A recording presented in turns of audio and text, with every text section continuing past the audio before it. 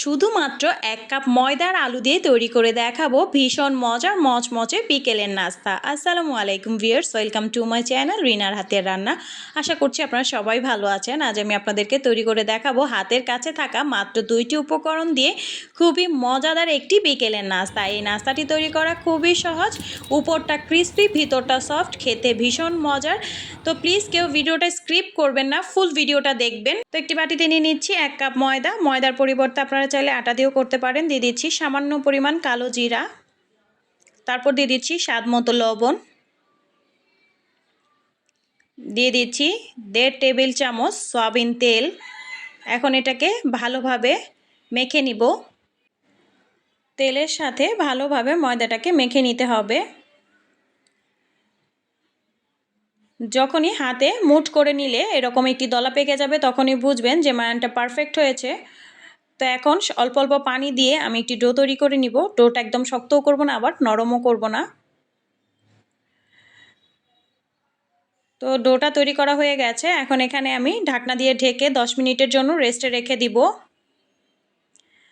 তো বাকি কাজটা করে নিচ্ছি।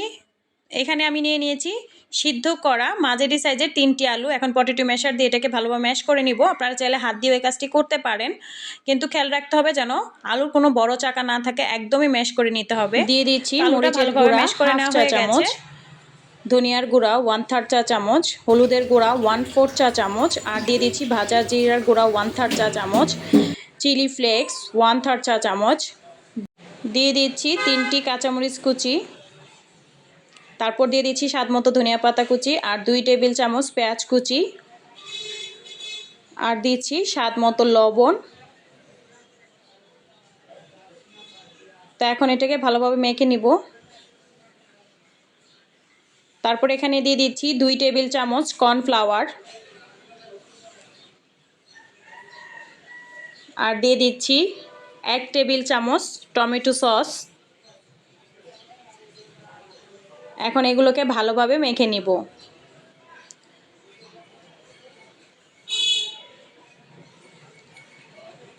প্লিজ আপুরা ভিডিওটা শুরুতেই একটি লাইক দিয়ে ভিডিওটা দেখবেন।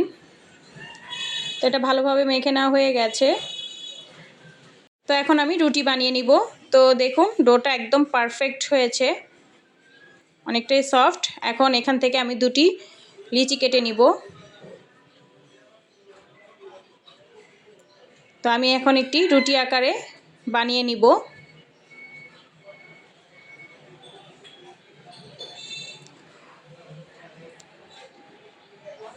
উপরে সামান্য পরিমাণ ময়দা ছিটিয়ে এখন আমি একটি রুটি বানিয়ে নিচ্ছি।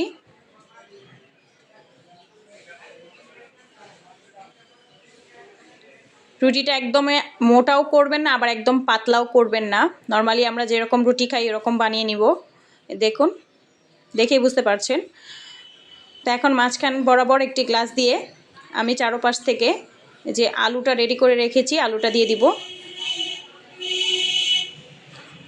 পুরো রুটিতে ছড়িয়ে দিতে হবে যাতে কোনো অংশ খালি না থাকে।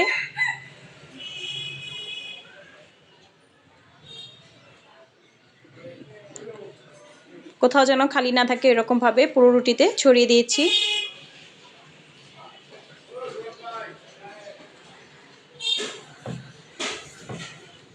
এই যে পুরো রুটিতে আলুটা সুন্দরভাবে ছড়িয়ে দিয়েছি। এখন গ্লাসটা সরিয়ে দিয়েছি। তা এখন আমি একটা পিৎজা কাটার দিয়ে আমি এটাকে কেটে নিব। আপনাদের পছন্দ অনুযায়ী ছোট বড় যে কোনো সাইজে করে কেটে নিতে পারেন।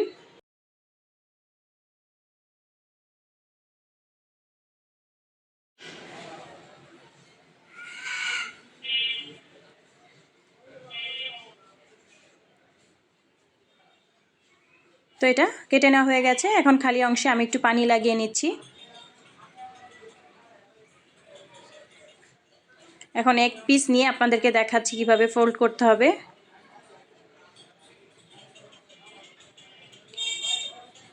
একটু চেপে চেপে ফোল্ড করে নেবেন, আর যে অংশে পানি লাগিয়েছি ওইটা ভালোভাবে মুখটা সিল করে দিবেন, তা না হলে কিন্তু ভাজার সময় খুলে যাবে। এই যে একটি বানিয়ে নিয়েছি, আপনাদের দেখানোর সাহায্যে আমি আরেকটি দেখিয়ে দিচ্ছি। এরকম রোলের মতো করে ফোল্ড করে নিতে হবে।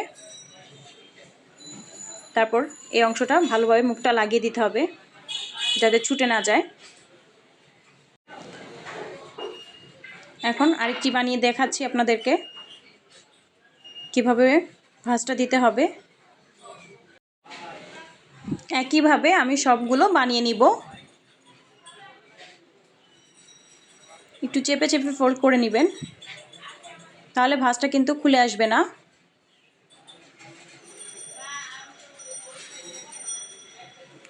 আলুর পুরটাও কিন্তু বের হয়ে আসবে না।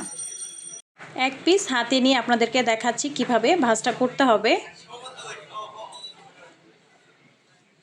এরকম করে ফোল্ড করে নিতে হবে। তারপর পানি লাগানোর এই অংশটাকে আমি একটু চেপে নিয়ে মুখটা লাগিয়ে দিব যাতে খুলে না যায়। তো আপনারা দেখেই বুঝতে পেরেছেন। এখন এগুলোকে আমি ভেজে নিব। চুলায় একটি হাঁড়ি বসিয়ে তাতে তেল দিয়ে তেলটা আমি গরম করে নিয়েছি। এখন এখানে আমি নাস্তাগুলো দিয়ে দিব।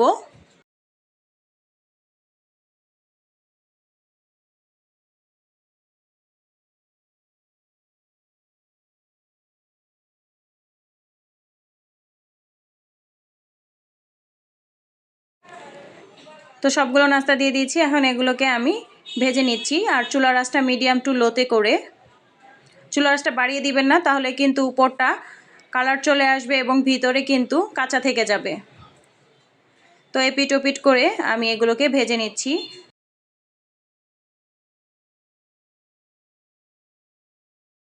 আর দেখুন একটুও কিন্তু আলুর পুর বের হয়ে আসেনি। একটু নেড়ে চেড়ে এপিট ওপিট করে নাস্তাগুলো ভেজে নিতে হবে। হালকা ব্রাউন কালার করেই ভেজে নিব। আপনারা চাইলে আরেকটু ডিপ ব্রাউন করেও ভাজতে পারেন, কারণ এগুলো নামানোর পরে আরেকটু কালার চেঞ্জ হয়ে যাবে। তো এপিট ওপিট করে নেড়ে চেড়ে এগুলোকে ভেজে নিচ্ছি। তো নাস্তাগুলো ভেজে নেওয়া হয়ে গেছে। এখন তেল ঝরিয়ে আমি প্লেটে তুলে নিব। এই নাস্তাগুলো ভাজতে আমার 8 থেকে 9 মিনিটের মতো সময় লেগেছে। একইভাবে আমি বাকি নাস্তাগুলোও ভেজে নিব। বিকেলে চায়ের সাথে কিংবা হঠাৎ বাসায় গেস্ট চলে আসলে তৈরি করে ফেলতে পারেন মজাদার এই নাস্তাটি। তৈরি করা কতটা সহজ দেখেই বুঝতে পেরেছেন। তো আমার সবগুলো নাস্তা ভেজে নেওয়া হয়ে গেছে। মজাদার মচমচে বিকেলের নাস্তা দেখতে যতটা লোভনীয় হয়েছে, খেতে কিন্তু এর থেকে বেশি মজা হয়েছে। একটি হাতে নিয়ে দেখাচ্ছি, দেখুন কতটা সুন্দর হয়েছে এবং পারফেক্ট হয়েছে এই নাস্তাটি। তো আমি একটি ভেঙে দেখাচ্ছি। উপরটা ক্রিস্পি, ভেতরটা সফট। সাউন্ড শুনেই বুঝতে পারছেন। তো আমার এই রেসিপিটি আপনাদের কাছে কেমন লেগেছে? যদি ভালো লেগে থাকে তাহলে অবশ্যই লাইক, কমেন্ট এবং সাবস্ক্রাইব করবেন। পাশে থাকা বেল আইকনটি প্রেস করে রাখবেন। আপনার একটি মূল্যবান লাইক অ্যান্ড কমেন্টসে আমাকে নতুন নতুন ভিডিও তৈরি করতে উৎসাহ জাগায়। তো ভালো থাকবেন সবাই। আল্লাহ হাফেজ। আসসালামু আলাইকুম।